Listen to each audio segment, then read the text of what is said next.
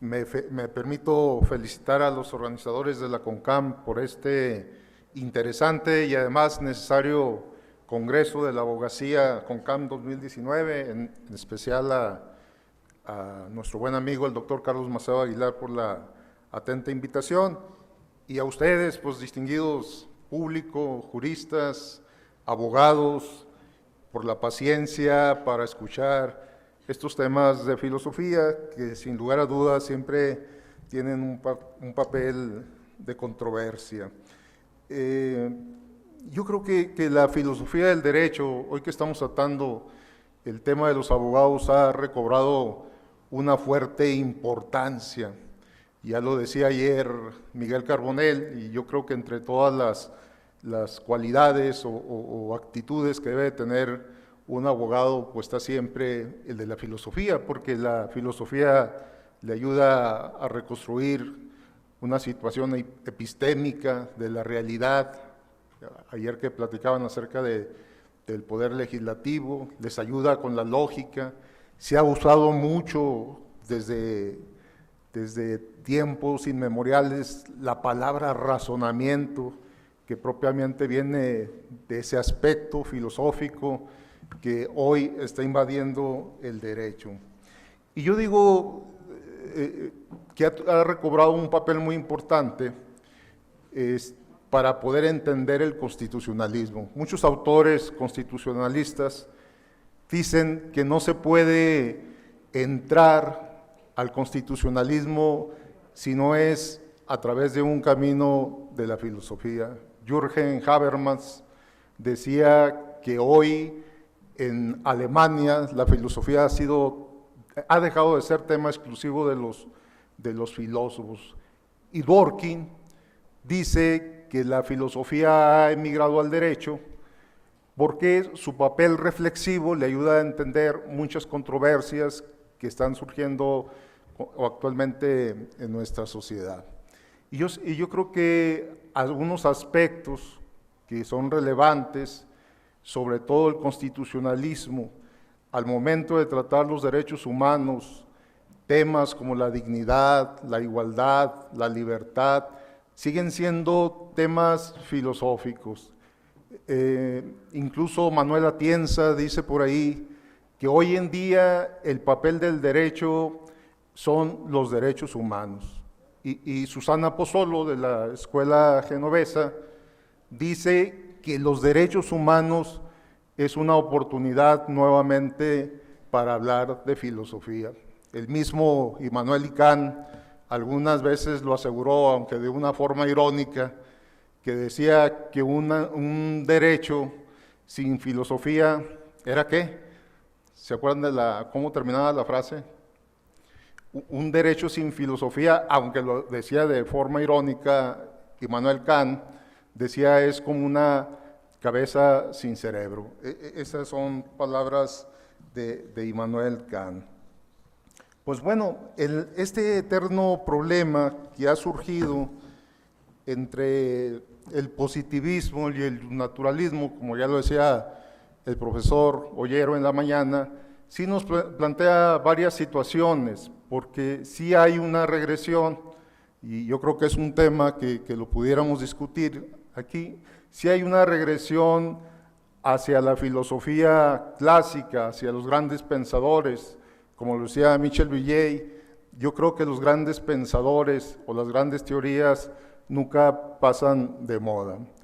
Es por eso que incluso los primeros vestigios del positivismo ya los habíamos encontrado en la filosofía clásica. ¿Se acuerdan de aquel famoso diálogo de Trasimaco, que en el diálogo de la República, en Platón, donde decía Trasimaco que la ley es la capacidad del más fuerte para imponerla? Pues desde ahí ya se encontraban vestigios del positivismo.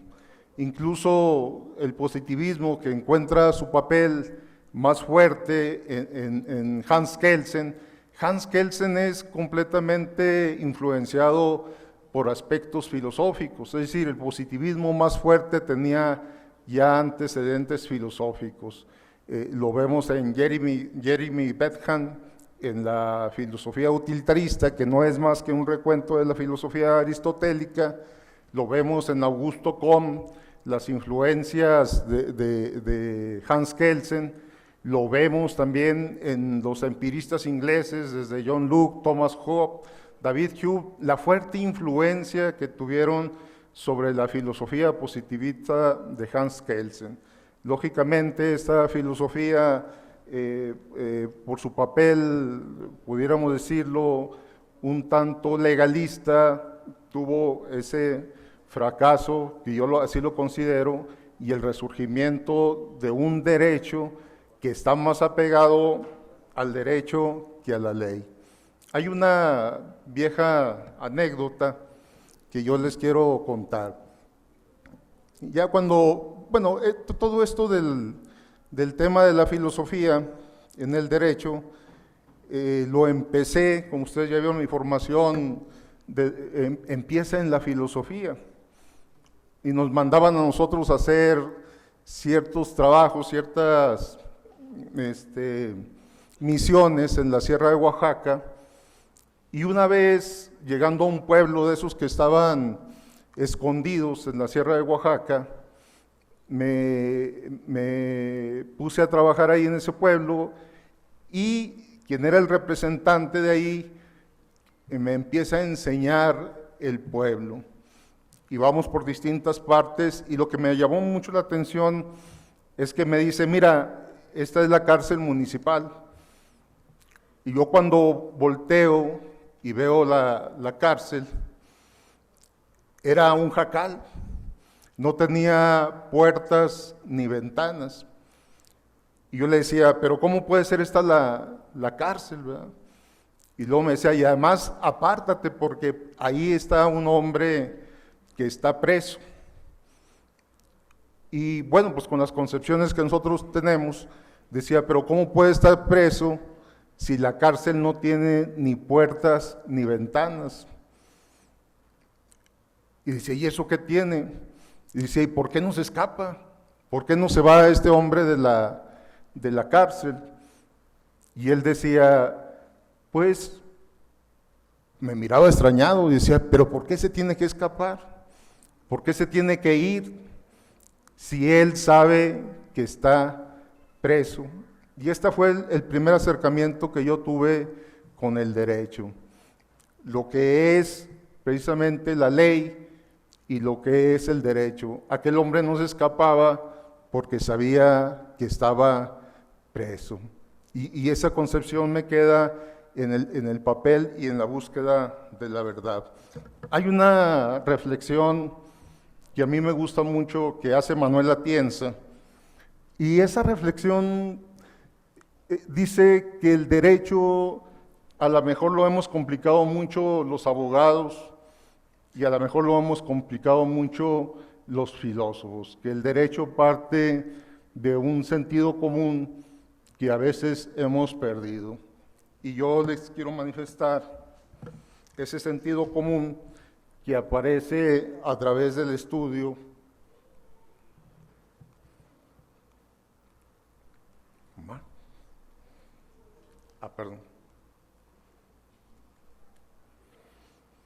Dice, las primeras constituciones, la primera por lo menos que hubo escrita fue la de Solón, en el año 594 a.C., y Solón fue encargado para crear esta constitución, para quitar las desigualdades que había entre las clases grandes, en las clases ricas y las clases pobres. Pero fíjese cómo aparece este concepto de igualdad, el primer concepto que aparece en la Constitución. Porque dice Manuel Atienza, es cierto que nosotros podemos entrar al mundo de la filosofía del derecho por dos caminos que a veces se contradicen. Es decir, el camino por el cual interpretan los filósofos el derecho y el camino por el cual los filósofos mismos, los abogados interpretan el derecho. El problema aquí es que las cuestiones trascendentales han sido interpretadas por todos y no por filósofos. En esta primera constitución, que trata de estos temas de la justicia, de la legalidad, Solón de Atenas crea este concepto de igualdad en un orden jurídico que él le llamó la timocracia. Y ahí empiezan a ver esas concepciones que el moderno constitucionalismo trata. Él abolió la esclavitud. En aquel tiempo la esclavitud era tomada como pago por prestaciones, por deudas. Los hombres se contrataban como esclavos y se mete en muchas cuestiones que hoy trata Ricardo Guastini cuando habla de las constituciones invasoras. Él incluso empieza a legislar sobre la sexualidad. Es algo bien extraño, pero pedía en esa concepción que él tenía de familia que los hombres deberían de tener por lo menos relaciones con sus esposas hasta 3 veces por semana. Claro que qué bueno que no nos tocó ese tiempo, ¿verdad? Porque muchos estaríamos ahorita en los juzgados. Y es cierto, cobraba ciertas multas por si no se llegaba a cumplir este precepto. Legalizó creía que la sexualidad era un aspecto muy importante de la vida del hombre y legaliza los burdeles, legaliza la pederastría y muchas cosas que hoy aparecen y que lo menciona Ricardo Guastini, este gran filósofo italiano, que dice que las constituciones ahora son muy invasivas, muy entrometidas, se meten en la vida de todos. Bueno, pues estos conceptos de constitución, de constituciones invasoras, ya existían en aquel tiempo, en la primera constitución que se tiene reporte de que fue escrita, que fue la de Solón en 594 a.C. El mismo Guastini propone grados de constitucionalización y aparece un elemento que a mí se me hace muy importante, las constituciones rígidas para proteger los derechos humanos, constituciones que no pueden cambiar las mayorías, algo que critica mucho Ferrajoli, la democracia mayoritaria que no siempre tiene la razón, sino aquellas constituciones que respetaran los derechos humanos. Y esas constituciones rígidas ya pasaban en la antigua Atenas, pues Solón era el único que podía modificar las leyes. Otro concepto que yo le felicito mucho a Atienza, de decir que existe un sentido común. Empecé a estudiar filosofía viéndola desde el punto de vista de la filosofía, es decir, el derecho desde el punto de vista de la filosofía. Cómo se forjan en nosotros sin pasar por el derecho, porque yo sé que cuando estudiamos positivismo, ya en la escuela de leyes, nos influye mucho a pensar cómo debe de ser, qué es la justicia y qué es la moral. Ahorita lo comentaba el profesor Ollero, qué es la justicia y qué es la moral. Pero cuando estudiamos filosofía, y lo dice Atienza, es que la filosofía del derecho en las escuelas del derecho es una cosa muy importante, mientras que a los filósofos, la verdad, no les interesa el derecho o poco les interesa el derecho. Y nosotros empezamos a construir ese concepto del derecho partiendo de la filosofía, sin la influencia del positivismo, y vemos que ciertos valores que se comentaron en la filosofía antigua, hoy en el moderno constitucionalismo, y no me atrevo a decirle neoconstitucionalismo o pospositivismo, o como usted lo quieren llamar, sino el constitucionalismo contemporáneo. Dice, vas leyendo a Sócrates y ciertamente la apología de Sócrates nos marca valores que nosotros vamos asumiendo. El sentido común que dice Atienza, no necesitas ser abogado para darte cuenta que se comete una injusticia, pues Sócrates era maestro de Critias, que era el líder de los 30 tiranos, y además sus discursos que daba en la plaza pública parecían más bien enfocarse a la oligarquía, por eso había un interés desesperado por eliminar a Sócrates. Pero en todo el juicio Sócrates lleva su defensa, a pesar de que sabía que llevar la defensa de Sócrates le iba a costar, como él mismo lo dice, que los jueces se irritaran, pero él en todo momento defiende dos conceptos que yo me pregunto ahorita a los abogados, ¿dónde se encuentran esos conceptos? La justicia y la verdad. ¿Dónde se encuentran o dónde hemos dejado esos conceptos? Porque desde que entré a esta escuela judicial,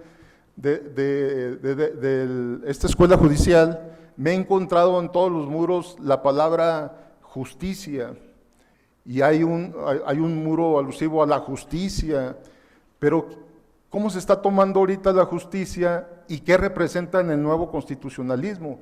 En todo momento vas leyendo la apología de Sócrates y te das cuenta de que se cometió una injusticia contra Sócrates, que había mentiras, como lo analizaba Aristóteles.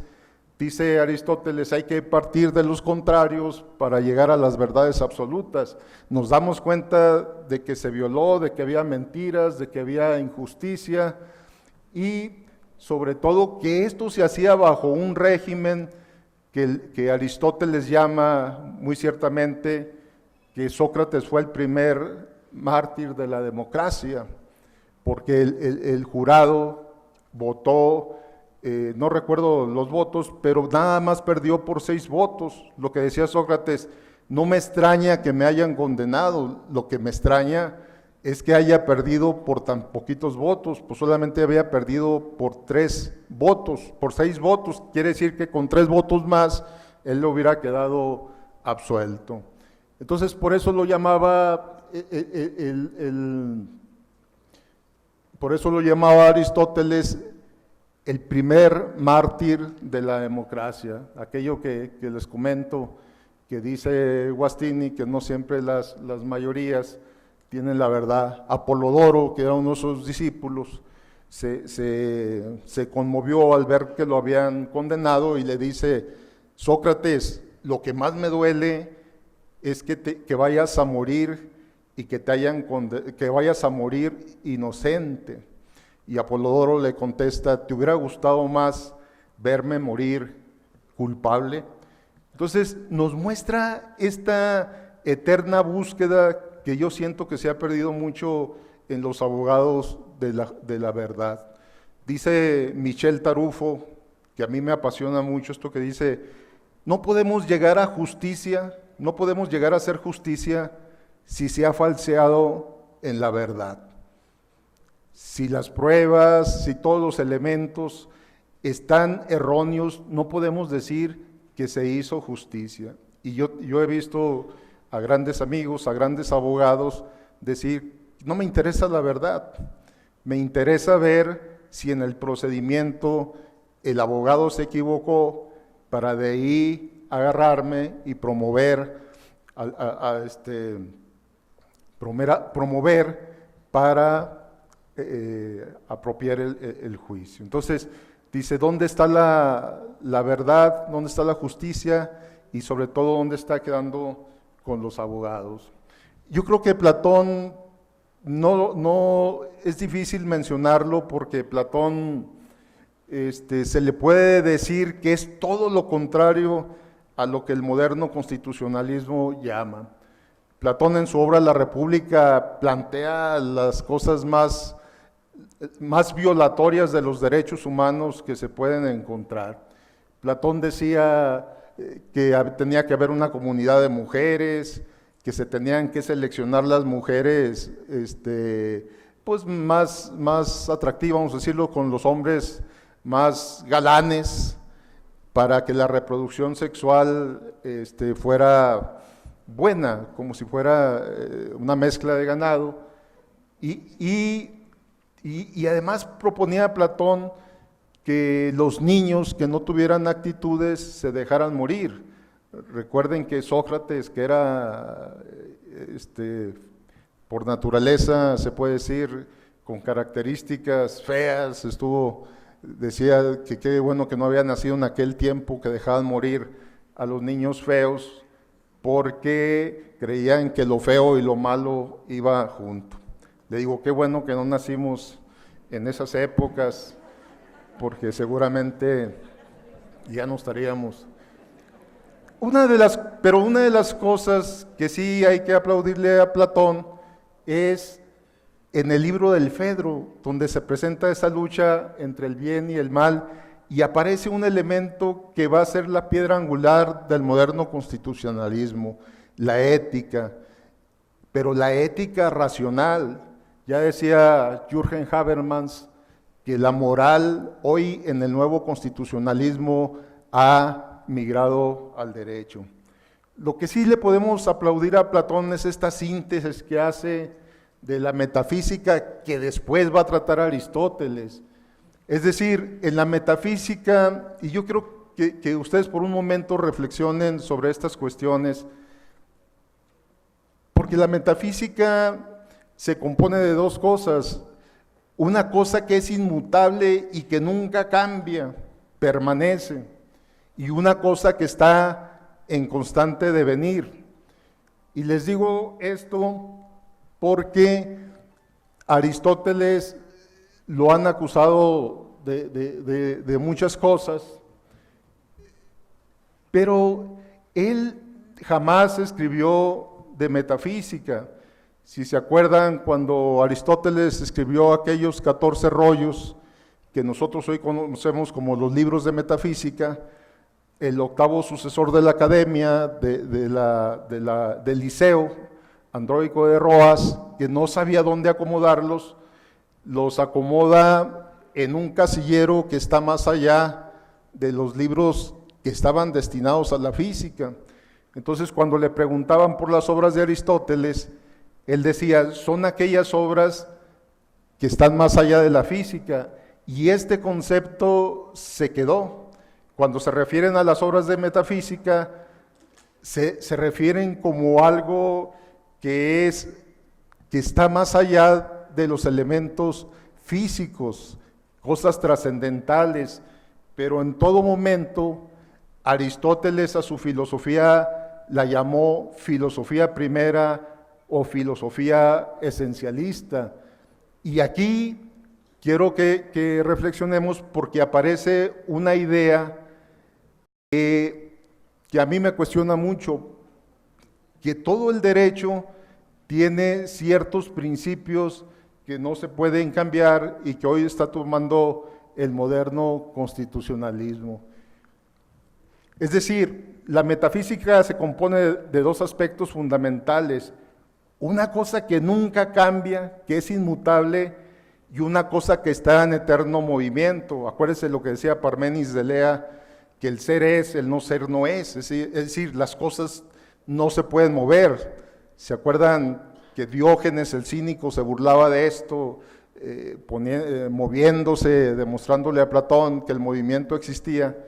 Y Heráclito decía que hay cosas que siempre están mudando, que siempre están cambiando, que todo está en un eterno movimiento. Incluso Heráclito decía, nadie se puede bañar dos veces en un mismo río porque nuevas aguas están fluyendo. Pues bien, yo quiero que reflexionemos sobre esto, porque sí hay principios en el derecho que, si ustedes analizan desde la primera Constitución que se escribió en 500 años antes de Cristo, hasta la Constitución, hasta las modernas constituciones que estamos viendo hoy en día, seguimos hablando de principios. Se cambió de la norma a los principios. La teoría de la ponderación ya no pondera entre normas, pondera entre principios. Alexis es muy explícito en esto al momento de la ponderación, y esos principios aparecen implícitos. La filosofía es la ciencia que estudia todas las causas a través de los primeros principios o de las últimas causas. Fíjese cómo aparece la palabra principio. Hablamos de principios generales del derecho. Giorgio Del Vecchio tiene una obra impresionante que se llama Los Principios Generales del Derecho. Y yo me pasé analizando toda la obra y nunca pude saber cuáles eran esos principios generales del derecho. La terminé y cuando investigando minuciosamente descubrí ahí en un apartadito que decía: los principios generales del derecho no son más que aquellos principios aristotélicos de equidad, de igualdad y de justicia. Las máximas de la experiencia, dice el sistema probatorio mexicano, que ante la oscuridad de la ley debemos de recurrir a los principios de la lógica y a las máximas de la experiencia. Y fíjese cómo vuelve a aparecer los principios de la lógica, que no son más que la misma filosofía aristotélica. El artículo primero constitucional habla de garantizar los derechos humanos y los principios de universalidad, y vuelve a tocar el tema de principio. El artículo 20 constitucional, como ustedes lo pueden ver, dice que el proceso se regirá por los principios de publicidad. Aparece otra vez la palabra principio. Incluso a Carbonell, que tanto admiro, y que, como dice Atienza, hemos entrado al neoconstitucionalismo por sus libros, aunque él nunca ha mostrado una postura. Yo le he preguntado en varias ocasiones si es neoconstitucionalista y él nunca me ha respondido. Pero dice que hay un constitucionalismo que es garantista, donde navega solo Luigi Ferrajoli, y hay un garantismo, un neoconstitucionalismo que es principialista y que está basado finalmente en esos principios éticos de los que tanto señalamos. Cuando hablamos de Kant, Kant siempre ha sido un personaje duro de entender. La Crítica a la razón pura es una de las obras más complejas de entender, pero Kant vuelve a tomar la metafísica de Aristóteles y dice que hay formas a priori donde se reflejan todos los contenidos de la experiencia. Fíjese cómo el más duro crítico de la metafísica, que incluso la Crítica a la razón pura no es más que la misma obra de Hans Kelsen, la Crítica al derecho, es la misma crítica donde tratan de eliminar por qué vía o por qué conducto se puede uno entender de cuestiones metafísicas.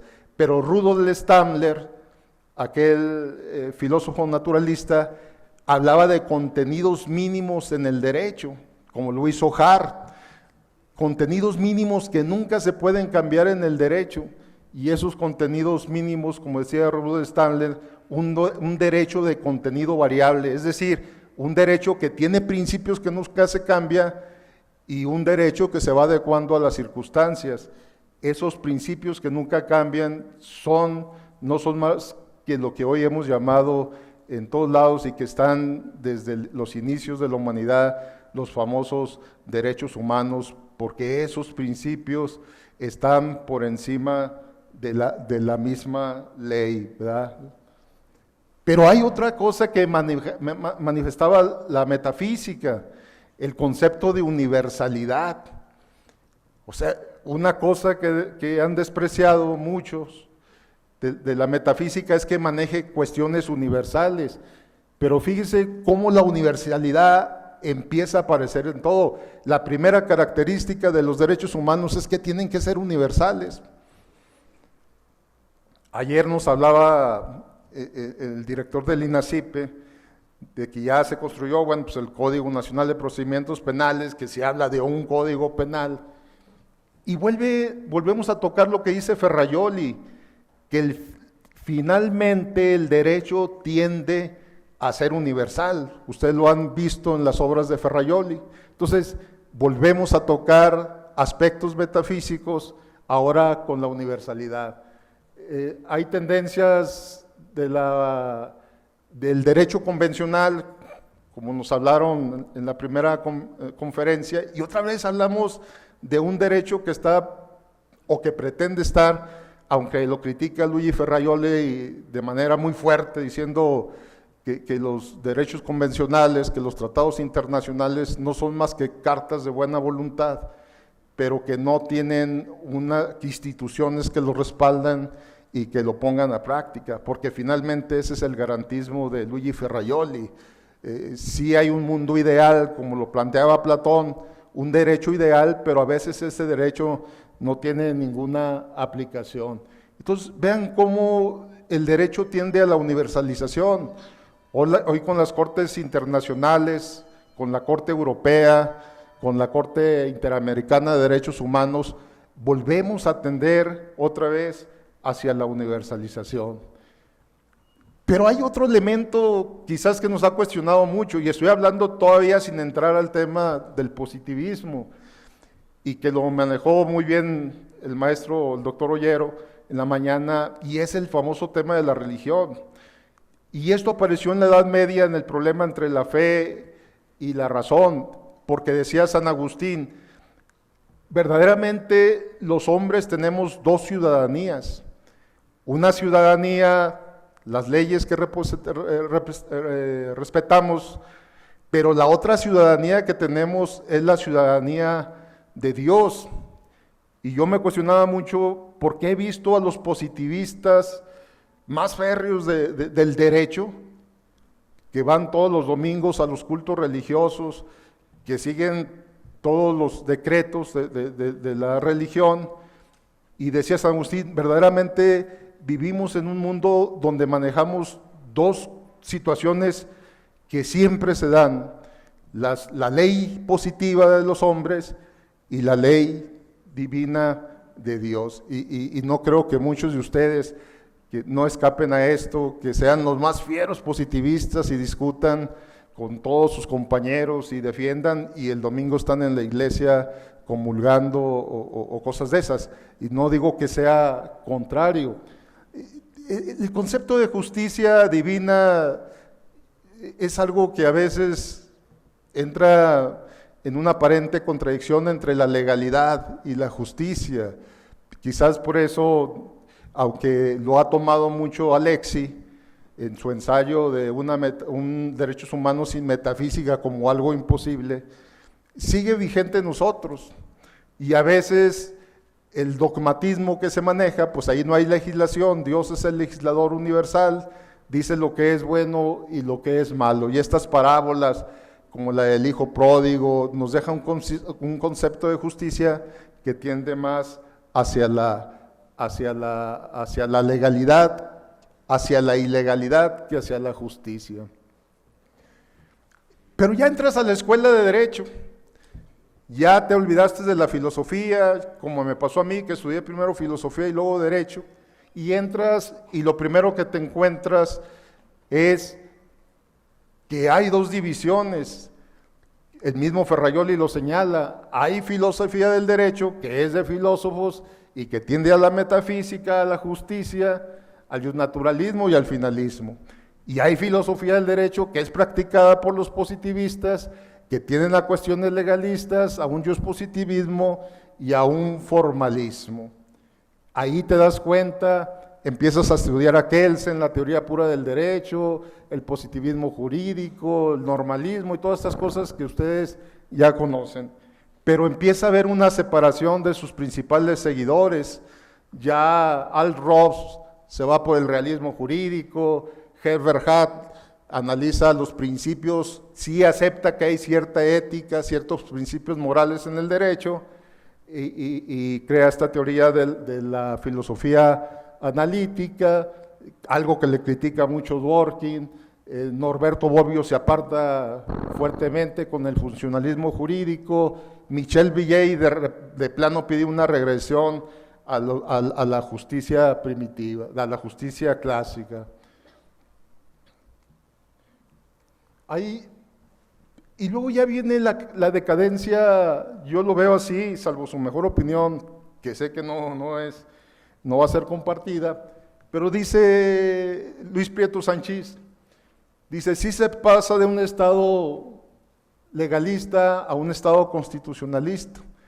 En ese Estado legalista, él señala incluso lo que en la mañana o hace algunos momentos nos platicaban de los que defendían la ley, de aquellos defensores del muro de Berlín, que en el juicio de Nuremberg les cuestionaban y decían, es que yo defendía la ley, pero no defendía el derecho, como bien lo señala también uno de los grandes conferencistas que van a tener aquí, el maestro Luis Vigo. Sí, hay una transición del derecho positivo, y este derecho positivo se vuelve constitucionalismo contemporáneo por la transición del Estado legalista al Estado constitucionalista, del coherentista al conflictivista, del reglamentista al principialista, de la discreción a la argumentación. Estos son los cambios que está enfrentando ahorita el nuevo constitucionalismo.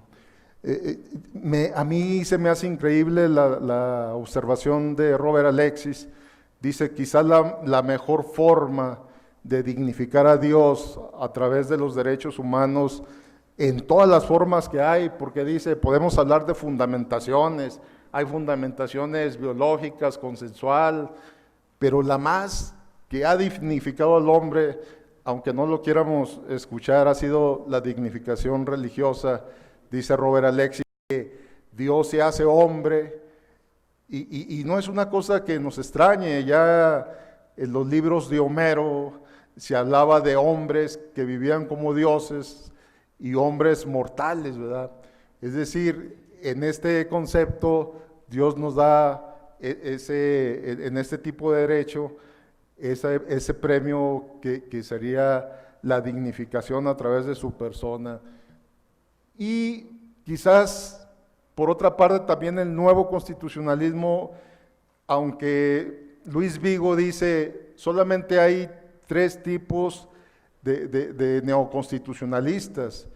Dice Luis Vigo, que a mí me llama mucho la atención, dice, los que son neocantianos o kantianos, como el caso de Atienza, como el caso de Alexis. Dice, pero el que navega solo con la bandera del garantismo, que tiene horror al principialismo, es, yo creo, uno de los filósofos del derecho más influyentes, y que incluso lleva su debate como lo hacía Platón. Ya ustedes han visto los libros de Ferraioli, donde debate sus ideas en un diálogo con otros autores constitucionalistas. Yo creo que ha sido uno de los hombres más influyentes en el constitucionalismo. Dice Luis Vigo que él es de naturaleza contractualista, siguiendo las teorías de Thomas Hobbes, y hay aquellos como Luis Vigo que él se señala precisamente dentro de los aristotélicos. Entonces, hay una teoría garantista en este nuevo constitucionalismo visto desde el punto de vista de Ferraioli, donde dice que se tienen que adjetivar todos esos derechos sustanciales. Hay una irradiación del derecho en todos los campos, en el derecho, el efecto irradiación que le llaman, que se plantea en todos los campos del derecho, llámese laboral, llámese penal, el efecto irradiación de los derechos humanos. Hay su definición también, yo se la he cuestionado algunas veces allá, las veces que he tenido oportunidad de platicar con él, y le digo, pero su definición de derechos universales, derechos subjetivos universalmente válidos para las personas con capacidad oral, etcétera, etcétera, y tampoco me ha podido contestar que debe de existir una rigidez constitucional que garantice esos derechos humanos, que los derechos humanos son el límite del poder del Estado, que nos llama mucho que la soberanía ya no está en el Estado, sino que la soberanía está en cada uno de los individuos, y con palabras del mismo que le llama que todos los individuos somos pedazos de soberanía. Manuel Atienza, yo creo que el pensamiento de Manuel Atienza es bien fácil de sintetizar, de aquella famosa tesis que le hace Marx a Feuerbach, que le dice, hasta ahora los filósofos solamente han tratado de interpretar al mundo, pero lo que se necesita es cambiarlo. Yo creo que en eso se sintetiza la famosa filosofía del derecho de Atienza, que se necesitan verdaderamente dejar de una moral, un derecho práctico. Yo creo que si Atienza no le cuestionara a Carlos Marx el hecho de no creer que el derecho era un factor de cambio social, yo creo que podríamos haber considerado a Atienza como un fiel seguidor de la praxis marxista. Y propone algo que a Luis Prieto se le hace verdaderamente reprimente, la moral objetiva. Dice, es que debemos distinguir que en el derecho hay dos morales, una moral interior, pero lo que debemos de seguir los abogados es esa famosa moral objetiva. Habla de la transformación social, por eso su teoría de la argumentación, un derecho práctico, un derecho que transforme. Habla del bienestar más allá del materialismo, piensa que las desigualdades económicas las ha provocado el neoliberalismo. Y Carbonell, yo creo que es uno de los actores, ya vieron la cantidad de libros que ha escrito. Yo creo que hemos conocido el neoconstitucionalismo o este constitucionalismo moderno a través de las obras de Carbonell. Y algo que no se le puede discutir a Carbonell es estos tres puntos que a mí se me han hecho bien relevantes, que a partir de la Segunda Guerra Mundial todas las constituciones cambiaron porque bajo las formas de legalismo se cometieron las peores atrocidades. Entonces sí, todas las constituciones, aunque el constitucionalismo en Europa haya fracasado, pero sí todas las constituciones han hecho reformas en cuanto a los derechos humanos, que ha nacido una nueva forma de interpretar los textos constitucionales, ahora con el sentido de pro persona y con el efecto irradiación. Y por último, que la filosofía del derecho no solo es la descripción del derecho, de lo que es el derecho, sino lo que debería de ser el derecho. Estas es las cuestiones que Carbonell ha resaltado del nuevo constitucionalismo. Y el término neoconstitucionalismo no se han puesto de acuerdo ciertamente en sus contenidos, en sus formas, pero sí hay una superación del positivismo y donde los derechos humanos son la fuente de todo. Si hablamos de principios, ahí están los derechos humanos. Si hablamos de justicia, ahí están los derechos humanos. Si hablamos de verdad, están los derechos humanos. Es decir, el centro de todo el constitucionalismo moderno, que incluso el artículo primero de la Constitución nos refiere la importancia que debemos de tener por encima de la ley al derecho y por encima del derecho a los derechos humanos. Muchas gracias por su paciencia. En mi escuela